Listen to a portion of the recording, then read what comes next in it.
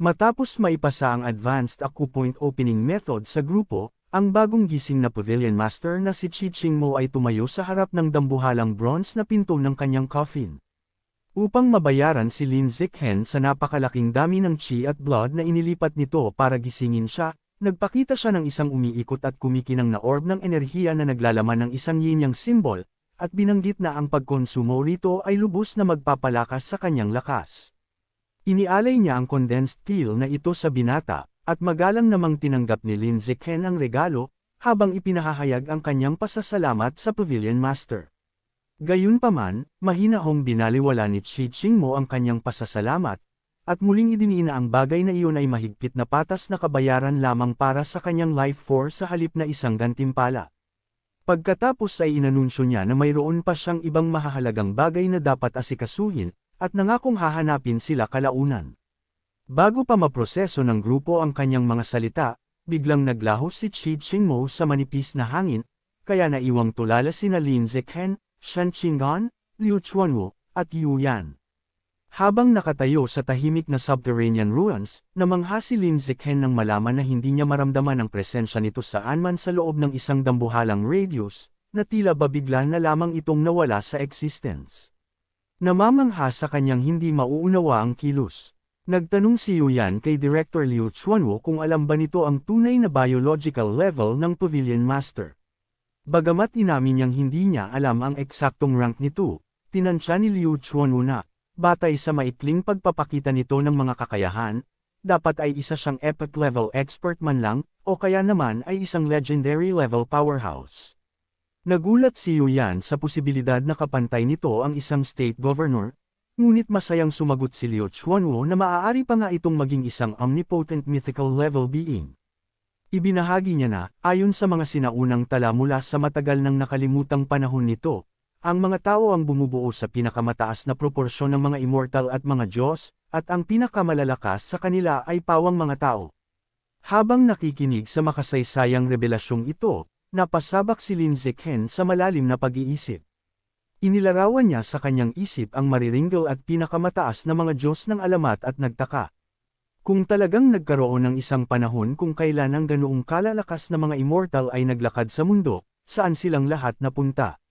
Question niya kung ang lahat ba ng mga supreme beings na iyon ay napilitang isil ang kanilang mga sarili upang mabuhay, gaya ng ginawa ni Chi Chingmo, at pinag-isipan kung anong uri ng nakatatakot na banta ang maaaring nagtaboy sa ganoong kalalakas na mga Diyos para magtago. Samantala, ginalugad ni Chi Chingmo ang hidden treasure room ng Heavenly Human Pavilion, ngunit natuklasan lang na ito ay ganap ng nanakawan at nawasak. Nahinuhan niya na ang kanyang mga dating disipulo ay tiyak na ninakaw ang lahat ng mga evolutionary resources para sa kanilang mga sarili habang siya ay nakasil. Habang pinagmamasdan ng sira-sirang pinsala, tinanggap na lamang niya ang katotohanan na kailangan niyang umasa sa mga blood transfusion ni Lin Zikhen upang mabuhay hanggang sa makahanap siya ng paraan upang maibalik ang kanyang lakas. Balik sa kanilang apartment, gumamit si Lin Zikhen ng isang kutsilyo sa kusina upang maingat na hatiin ang yin-yang orb, na napag-alamang isang twin light and dark fruit, sa dalawang magkapantay na bahagi. Ibinigay niya ang kalahati kay Shen Qinggan. Sa sandaling kinain nila ang prutas, isang dambuhalang bagzo ng spiritual wind ang sumiklab mula sa kanilang mga katawan, na nagdulot sa kanila ng panlalaki ng mata sa gulat dahil sa kamangha-manghang lasa nito at agarang lakas. Ang malalim na epekto ng prutas ay nag-trigger ng isang instant breakthrough. Ang biological level ni Lin Zikhen ay umabant mula Advanced Tier 4 hanggang Advanced Tier 5, habang si Shen Qinggan naman ay tumalon mula Advanced Tier 1 patungong Advanced Tier 3. Namangha sa dambuhalang lundag ng kanilang kapangyarihan, nagnilay-nilay si Shen Qinggan kung gaano katindi ang lakas ng Pavilion Master para casual na lang mamigay ng isang mahiwagang kayamanan.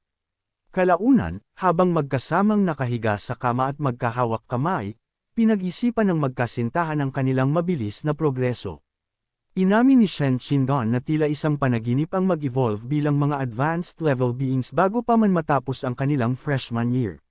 Sa pagharap kay Shen Qinggan, itinuro ni Lin Zikhen na ang kanilang bagong biological rank ay nangangahulugang opisyal na nilang tinataglay ang mga kwalipikasyon upang makapasok sa Origin Land. Ipinahayag ni Shen Qinggan ang kanyang kuryosidad, at nagtataka kung ang alternate dimension ba ay talagang kasing kakaiba at kasing fantastical ng inilarawan ng kanilang mga military instructor. Ipinaalala sa kanya ni Lin Zichen na kapag natapos na nilang i-recruit ang kinakailangang 100 miyembro para sa Heavenly Human Pavilion, malamang na may deploy na sila sa Origin Land at makikita na nila ito para sa kanilang sarili. Ang kanilang tahimik na usapan ay biglang naputol nang biglang lumitaw si Chi Chingmo sa labas ng kanilang bintana, na lumulutang ng walang kahirap-hirap sa kalangitan sa gabi. Sa pagkagulat ng magkasintahan, binanggit ng sinaunang Pavilion Master ang terminong narinig niya na ginamit ng mga ito at hiniling sa kanila na ipaliwanag kung ano ba talaga ang Origin Land na ito. Sa pagkakita kay Chi Chingmo, naitanong ni Lin Zichen sa kanyang sarili kung ang maalamat na Pavilion Master ba ay isa talagang creep dahil sa pakikinig nito sa labas ng kanilang bintana na parang isang multo. Pagkapasok sa apartment, naging diretso sa punto si Chi Chingmo, at hiniling kay Lin Zichen na ipaliwanag ang Origin Land na narinig niyang pinag-uusapan ng mga ito. Umupo siya at nakinig ng mabuti habang ibinuod ni Lin Zichen ang kanyang mga nalalaman. Ipinaliwanag niya na ang Origin Land ay karaniwang isang upgraded na bersyon ng daigdig, na nagtataglay ng mas saganang supply ng mga evolutionary resources. Sa ibang dako naman ng lungsod, nagdaos ng isang pagpupulong ang 8th Elder. Itinuro ng isang tagasunod na nag-utos ang Great Elder na maghintay muna sila para sa isang full-surface invasion bago atakihin si Lin Zichen. Mariing sumagot ang 8th Elder na magiging huli na ang lahat kung hihintayin pa nila ang hakbang ng Great Elder. Inaasahan niya na kapag sumalakay ang Great Elder, maraming malalakas na cyborg experts ang agad na magmamadaling magsilbing reinforcement sa Shanghai City. Binalaan niya sila na kapag nangyari iyon, mawawala ang kanilang pinakamagandang pagkakataon upang i-ambush si Lin Zichen. Dahil buo na ang kanyang pasya, matatag na ipinahayag ng 8th Elder ang kanyang bagong plano. Siya mismo ang personal na mangguna sa isang surprise attack laban kay Lin Zichen sa mismong susunod na gabi. Tinanong niya ang mga nagtipong cultists para sa kanilang panig. Masigla nilang itinaas ang kanilang mga kamao bilang pagsang-ayon, habang isinisigaw ang kanilang buong suporta sa kanyang desisyon at ang kanilang pananabik na pabagsakin si Lin Zichen sa isang suntok lamang. Sa apartment ni Lin Zichen, nagtanong si Chi Chingmo kung paano ba talaga nakakapasok ang sinuman sa Origin Land. Ipinaliwanag ni Lin Zichen na ang mga biological passages patungo roon ay mahigpit na binabantayan sa ilalim ng military headquarters at kailangang maglakbay sa mga tunnel na iyon. Sa pagkaunawa na ang alternate dimension na ito ay isang ganap na uncharted territory, nagpasya si Chi Chingmo na kailangan niya itong galugarin. Nagtanong naman si Lin Zichen kung mayroon pa bang ibang madali ang dahilan para sa kanyang biglaang pagbisita. Blanco niyang inihayag na pagkatapos ng mahabang araw ng paglalakbay, ang kanyang chi at blood ay halos tuyot na. Inamin niya na kailangan niya itong mag-transfer ng kaunti nitong enerhiya sa kanya upang mapanatili ang kanyang basic vitality. Casual niyang idinagdag na orihinal niya talagang balak na kumatok, ngunit nang marinig niya ang mga ito na nag-uusap tungkol sa Origin Land, nagpasya na lang siyang maupo sa labas at makinig muna sandali. Dahil dito, napagtanto ni Lin Zichen na kulang sa manners ang Pavilion Master. Tinanong niya pagkatapos ang Pavilion Master kung talagang hindi ba nito kayang mag-generate ng sarili nitong chi at blood. Tumango si Chi Chingmo, at ipinaliwanag na ang kanyang partikular na evolutionary path ay nangangailangan ng paulit-ulit na pag-refine ng kanyang lakas upang ma-replenish ito.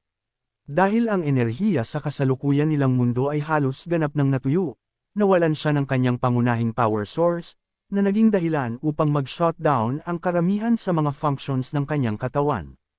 Kasalukuyan siyang hindi makapag-regenerate ng kanyang enerhiya sa natural na paraan, at nagbabala na permanenteng mamamatay kapag naubos ang natitira niyang vitality. Isinaad niya na hanggang sa sapat ng makabawi ang kanyang katawan upang gumana ng mag-isa, aasa muna siya sa mga transfusions nito upang mabuhay, at nangakong babayaran siya ng maayos para sa abalang ito. Isang nag-aalalang Shen Qinggan ang humakbang pasulong upang protective na hawakan ang braso ni Lin Zichen. Sa pagboboluntaryo na kunin ang kanyang pwesto, ikinatwiran niya na si Lin Zichen ay mabigat ng na-drain kanina at natatakot na baka bumagsak ang katawan nito kung kukuha pa siya rito ng higit pang enerhiya sa lalong madaling panahon. Blankong tinanggihan ni Chi Chingmo ang alok, at sinabing ang enerhiya ni Shen Qinggan ay masyadong low quality para magamit sa anuman. Natigilan si Shen Qingan sa marahas na pagtanggi, habang si Lin Ziqan naman ay nagpakita ng isang awkward na ngiti. Sa pagpapatuloy, lumikha si Qi Qingmo ng isang sphere ng condensed energy at mahigpit na inutusan ng isang naguguluhang si Lin Ziqan na buksan ang kanyang bibig. Bago pa niya maproseso ang sitwasyon, ipinatama niya ang pil ng diretsyo sa bibig nito. Sa sandaling nilunok niya ito, isang pasabog na bagzo ng enerhiya ang nalikha. Si Lin Ziqan ay nasa isang estado na ngayon kung saan ang isang matinding pulang enerhiya ay sumasabog mula sa kanyang katawan.